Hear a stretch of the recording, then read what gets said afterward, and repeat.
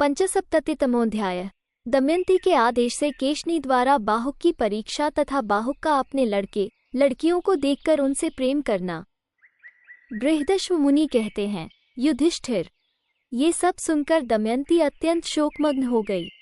उसके हृदय में निश्चित रूप से बाहु के नल होने का संदेह हो गया और वह केशिनी से इस प्रकार बोली। 1 केशिनी, फिर जाओ और बाहुक की परीक्षा करो। अब की बार तुम कुछ बोलना मत, निकट रहकर उसके चरित्रों पर दृष्टि रखना। 2 भामिनी, जब वो कोई काम करे तो उस कार्य को करते समय उसकी प्रत्येक चेष्टा और उसके कारण पर लक्ष्य रखना। 3 केशिनी, वो आग्रह करे तो भी उसे आग न देना और मांगने पर भी किसी प्रकार जल्दी में आकर पानी भी न देना। 4 बाहु के इन सब चरित्रों की समीक्षा करके फिर मुझे सब बात बताना। बाहुक में यदि तुम्हें कोई दिव्य अथवा मानवोचित विशेषता दिखाई दे तथा और भी जो कोई विशेषता दृष्टिगोचर हो तो उस पर भी दृष्टि रखना और मुझे आकर बताना। 5 दमयंती के ऐसा कहने पर केशिनी पुनः वहां गई और अश्वविद्या विशारद बाहु के लक्षणों का अवलोकन करके वो फिर लौट आई। 6 उसने बाहुक में जो दिव्य अथवा मानवोचित विशेषताएं देखी उनका यथावत समाचार पूर्ण रूप से दमयंती को बताया। 7 केशिनी ने कहा, दमयंती, उसका प्रत्येक व्यवहार अत्यंत पवित्र है। ऐसा मनुष्य तो मैंने कहीं भी पहले न तो देखा है और न सुना ही है। 8 किसी छोटे से छोटे दरवाजे पर जाकर भी वो झुकता नहीं है। उसे देखकर बड़ी आसानी के साथ दरवाजा ही इस प्रकार ऊंचा हो जाता है कि जिससे मस्तक का उससे स्पर्श न हो। 9 संकुचित स्थान में भी उसके लिए बहुत बड़ा अवकाश बन जाता है। राजा भीम ने ऋतुपर्ण के लिए अनेक प्रकार के भोज्य पदार्थ भेजे थे। उसमें प्रचुर मात्रा में केला आदि फलों का गूदा भी था। उसको धोने के लिए वहां खाली घड़े रख दिए थे। 10 11 मांस शब्द का अर्थ संस्कृत शब्दार्थ कौस्तुभ में फल का गूदा किया गया है। परंतु बाहु के देखते ही वे सारे घड़े पानी से भर गए। उससे खाद्य पदार्थों को धोकर बाहुक ने चूल्हे पर चढ़ा दिया। फिर एक मुट्ठी तिनका लेकर सूर्य की किरणों से ही उसे उद्दीप्त किया। फिर तो देखते सहसा उसमें आग प्रज्वलित हो गई। 12 13 यह अद्भुत बात देखकर मैं आश्चर्यचकित होकर यहाँ आई हूँ।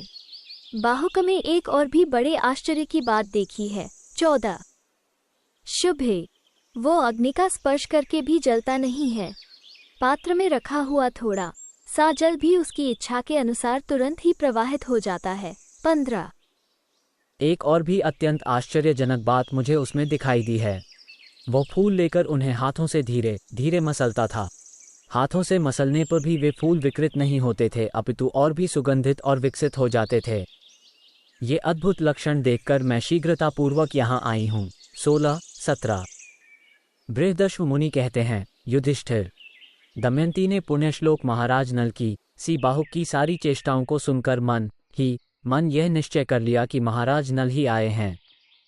अपने कार्यों और चेष्टाओं द्वारा वे पहचान लिए गए हैं। 18 चेष्टाओं द्वारा उसके मन में ये प्रबल आशंका जम गई कि बाहुक मेरे पति ही हैं।